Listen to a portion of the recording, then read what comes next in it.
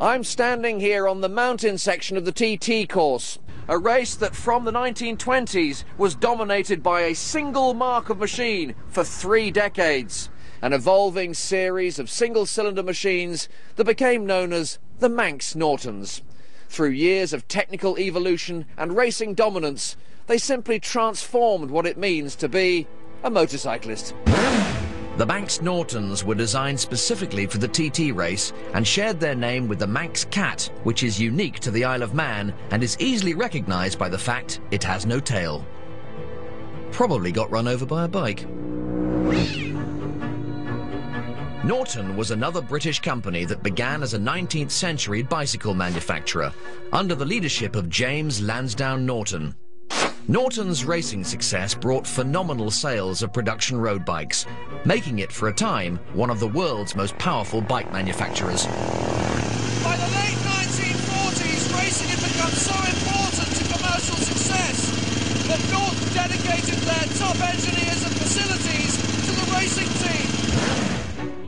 They produced purpose-built racing bikes like this 140-mile-an-hour Manx Norton, arguably the most successful all-rounder at the Manx TT ever. Norton's success was down to their single-cylinder engines generating more power than their rivals.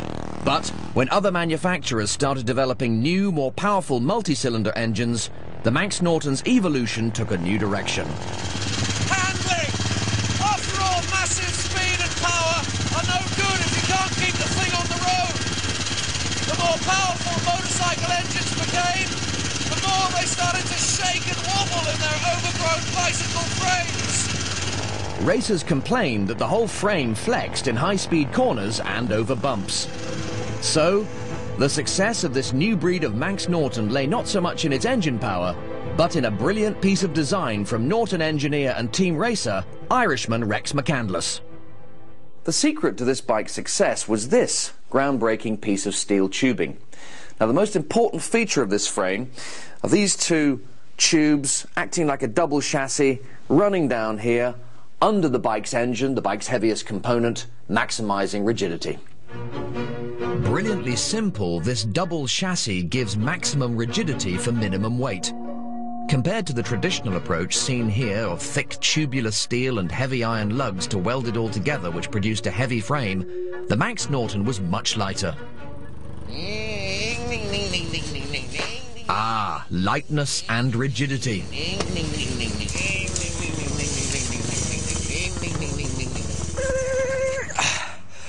You can't have enough of either ingredient as a biker. Lightness means you can go faster.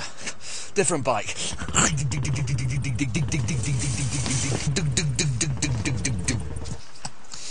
Rigidity means the frame won't twist as you go, so you'll feel like this frozen fish, all controlled and going where you want. More rigidity means more control, and more control means more speed. Unlike this poor defrosted chap who, well, as you can see, he's all over the shop. Useless. Harold Daniel, Norton's team leader, came up with the famous name for Rex's brilliant invention when he rode the Manx for the first time. He described it as like riding on a feather bed. It's been called the feather bed frame ever since. And its first year, 1950, proved to be the year of the featherbed at the Manx TT. 9 out of 11 of the top places were taken by Manx Nortons. It was a great era to be a bike racer, especially if you rode a Norton. But the rest of the biking community wanted a share of the action. Manufacturers' road bikes just weren't delivering the technology and thrills of their racing bikes. So motorcyclists took matters into their own hands, literally. In nondescript garages and workshops around Britain, a revolution was beginning that would change biking forever. It would produce one of the greatest custom road bikes of all time, the Triton, which wasn't even made by an official manufacturer. It was built by individuals like ex-racer Dave Degens, who is still making Tritons today. Dave Degens has been building and racing his own bikes since the late 50s. He doesn't build them from scratch, though. He takes the best bits from two of the greatest ever bikes and puts them together. By the late 1950s, the bike that most bikers wanted simply didn't exist. Naturally, they wanted a bike with a superb Norton featherbed frame, but they also wanted an engine from the record-breaking Triumph twin-cylinder machines, like the then-new 650cc twin carburettor Bonneville. So the answer was simple. You put a Triumph engine in a Norton frame, and you end up with a hybrid, half Triumph, half Norton. Hence the name, Tri-Ton. A bike that proved so good, Dave is still building them 50 years on. So I'm not sure how much help I'm going to be.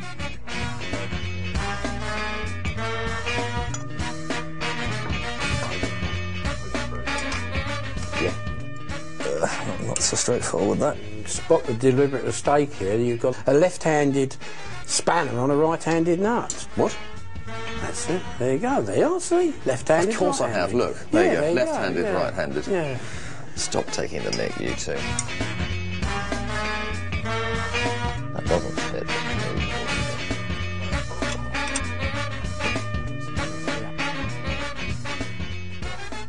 Dave, it cannot be denied we've made excellent progress. All we have to do now is put the primary drive cover on and the tank, and that's it. A shiny, gorgeous Triton is now ready for action. Time to find out whether all that hard work was really worth it.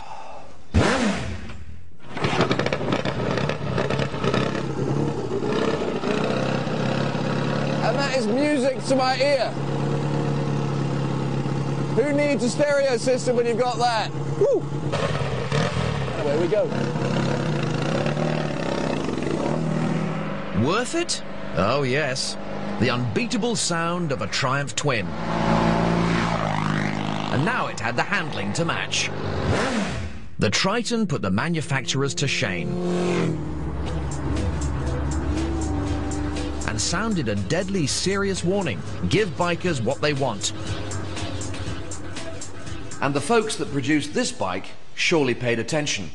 In 1968, as if from nowhere, well, from Japan actually, came a machine that revolutionized the bike market. A bike that was so very much what motorcyclists wanted that it wasn't even called a bike.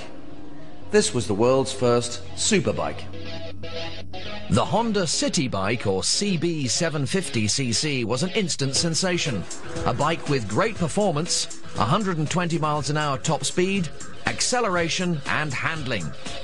It was affordable, and you didn't need to know a left-handed spanner from a right-handed one to qualify to own a CB750. The designers of this machine looked at every aspect of motorcycle engineering and worked out what they thought riders really wanted. The really clever thing about this two-wheeled speed machine is that it caused a sensation by using four-wheel technology. They copied cars. Starting with the engine. 750cc may only be a little bit bigger than what had become the accepted norm for motorcycles during the previous 50 years, but what we have here is a miniature car engine, 4 cylinders. And to get the new smooth cylinder 4-stroke motor spinning, Honda provided a reliable electric starter motor.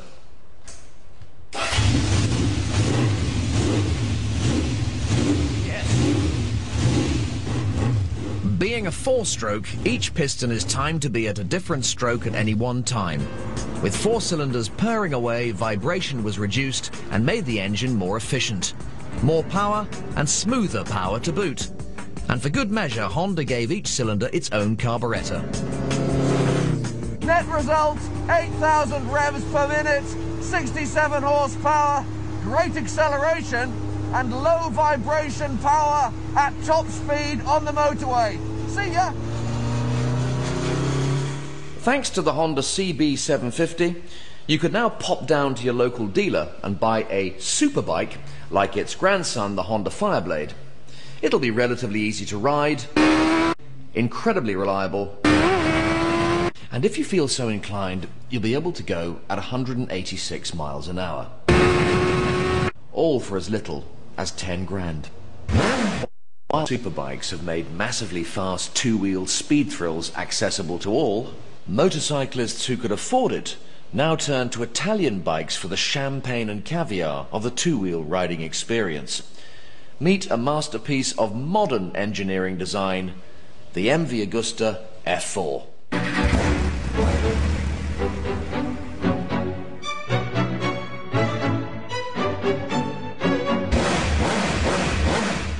The F4 was launched in 1997 with a price tag of £24,500, and it became an instant classic.